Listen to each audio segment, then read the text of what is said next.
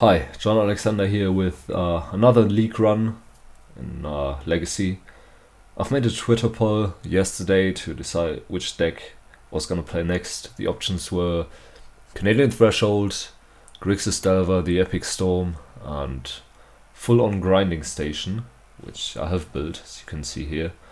It's a 77 card deck, so currently it's marked as not legal or incomplete. But never mind. The choice fell on Canadian Threshold, and I've been playing the deck a little bit over the past few days.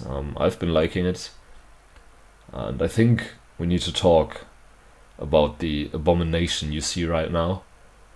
This is not what I would typically play, but there are some things that I would like to try out, and I figured if I was going to record a league anyway, why not just try out things there. The mana base, I have an Underground Sea because I have some black cards in the deck again. I splashed for Painful Truths about a year ago and came to the conclusion that splashing was possible. Now I'm mainly splashing for Deathrite Shaman. These four. In the post-top metagame, there are a lot of combo decks, and it's basically Storm or Graveyard decks, notably Black Rat Reanimator, which I don't really want Tarmogoyf against. So I put Deathrite Shaman in the deck. Originally, also had Nimble Mongoose.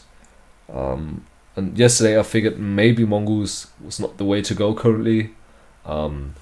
The list I played before had one less Deathrite Shaman, the fourth was in the sideboard, and instead had Mongooses over the Mandrills and the fourth Deathrite.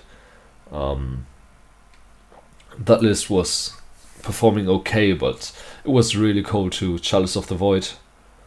And yeah, I figured why not just try a list without Nimble Mongoose, because I kind of want the fourth Deathrite main anyway. We'll see how this works out. Hooting Mandrills is a card that I actually like a lot. I played them alongside Nimble Mongoose before Top was banned, and I really like that. I think Hooting Mandrills is actually the best creature that just beats against combo decks, because Delver of Secrets is unreliable. They often have stuff like Grim Lavamancer, Fatal Push, and Hooting Mandrills dodges all of these. It also just beats much harder if you don't have it on the first turn, which you can't always afford to play Delver on. So a turn 3 Hooting Mandrills does 16 damage by turn 7. A turn 3 Delver of Secrets does a maximum of 12 damage at that point. And a turn 2 Delver of Secrets also only does 15 at most, but that is assuming that it immediately transforms. So yeah, I do like Hooting Mandrills there. Then the counter magic split is nothing unusual for me. I used to play one more piece of counter magic, but I also played one less creature. But Deathrite Shaman isn't really a creature, it's more like a land and Delver Mirrors. A land / Lightning Rod to draw removal of your Delvers. And it's semi counter magic in the combo matchups.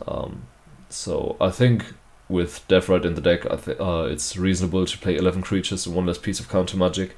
Also, Spell Snare has gotten worse because there are a few Snapcaster Mages, counterbalances. It's really mostly those two cards you cared about with Spell Snare. We still have Life from the Loam in the main deck to round out the Mana Denial package, because Loam's great in Delver Mirrors. Turn 1 fetch Deathrite, turn 2 waste their land, get back Wasteland on your fetch land, exile their land is great. In general, just having more lands in the Delver Mirror is pretty good. And even in other matchups, you can often just cast Loam for even one land, and then you're set for the rest of the game. That's pretty good. Plus there's Barbarian Ring in the sideboard. I'm not sure how good these are right now. I liked them before the top ban, but that was a completely different deck. None of my creatures died, so I could board down creatures in some matchups. And then have the Loam Ring package as an alternate win condition. Also had more Loams. I was on 2 Loams and 3 Grudge. 3 Ring, sorry. What else is new in the main deck? The Engineered Explosives is a concession to Chalice of the Void. I'm not sure how much I like it. We'll see. This is the first time I'm playing it in Canadian Threshold, I think, ever. The sideboard, there's a blue Elemental Blast because I've been losing to Blood Moon decks a lot. It also counters Sneak Attack, which is great. I'm not sure if I want them against Storm.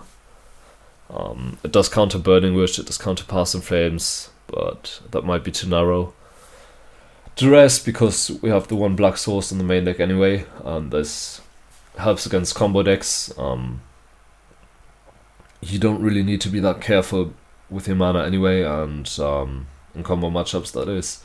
And the Underground Sea is something you want to fetch for Deathrite Shaman regardless. So I figured, why not run some discard? Maybe Thoughtseize is better against Sneak and Show. I do prefer Duress against combo because Thoughtseize means you basically didn't discard a card if they go for natural tendrils, because you lose 2 life and that decreases the necessary storm count by 1. So that's slightly annoying, I think. Spell Pierce, just extra insurance against artifacts like Chalice of the Void, Trinosphere, and also Blood Moon or Sneak Attack. Invasive Surgery is something I now have over Flusterstorm. I'm not too sure about this. Maybe Flusterstorm is better. But there have been situations where I had to cast spells in order to make my Flusterstorms work, which I'm not the biggest fan of. And sometimes you will be able to hit Delirium to exile all of this stuff. This should be important against Sneak and Show. It definitely is against lands. 2 copies of Surgical because I don't want to lose to Black Red Reanimator. Which also means the Grafdigger's Cage. Grafdigger's Cage, you might argue, isn't necessary with Deathrite Shaman in the deck and the 2 copies of Surgical, but I think it is because all the graveyard decks have discard and ways to kill your Deathrite Shamans, either Collective Brutality or Fatal Push, which my Storm, excuse me, my Storm opponents have been bringing against me. And I do like the 2 artifacts against Storm, Nora to shut off the artifact mana, and Cage to shut off Past in Flames. I only have 1 answer to empty the Warrens tokens, which might be a bit thin, but we'll see. I mentioned before Barbarian Ring for matchups like, Death in Texas and Elves. Against Elves, the plan is to counter their sorceries, Glimpse and Natural Order, and then just grind them out with Barbarian Ring, kill their Wirewood Symbiotes, and then slowly destroy all the creatures while you keep beating with Hooting Mandrills, which notably they can't kill or can't block profitably. In the past you would have Delve of Secrets, Nimble Mongoose and Tarmogoyf against Elves, and they would either decay your Delvers or Tarmogoyfs or block Mongoose or Tarmogoyf with Visionary and Wirewood Symbiote, or Dried Arbor and Crayon Ranger, so you would never do damage, but Hooting Mandrills just doesn't care, it tramples over that, doesn't get hit with Abrupt Decay. That's great. And we have 1 Ancient Grudge and 2 Trigons. I'm not sure how much I like Trigon. That's one of the cards I'm trying out today. It is supposed to be good against Blood Moon decks. Not sure how good it will end up being. Maybe the second Grudge is better. I would prefer having a second Grudge against Death in Texas, I think. But you can't have everything, and the Trigon is good against Dragon Stompy. I hope so, at least. Maybe you can let some stuff resolve and then just destroy everything they have. We'll see how consistently that works out. And also, Dragon Stompy, one of the reasons I don't really want to play Nimble Mongoose right now, because you'd have these games where they didn't really do much in the terms of lock pieces, and you had Nimble Mongoose and then they had Sin Prodder, and that was extremely annoying because you suddenly couldn't attack anymore and you had to care about the Sin Prodder, and having to force a Sin Prodder is really annoying. because your forces are stretched pretty thin between Chalices, Blood Moons, Trini Spheres, cards that actually kill you. So Trigon goes over that. I'm not sure if I like them too much against Death and Taxes, where I do not really like Deathrite Shaman, so I'm bringing in at least one of the Trigons, but I think two, maybe. But yeah, we'll see how things go, and see you for my first match in a few moments. Thanks for tuning in.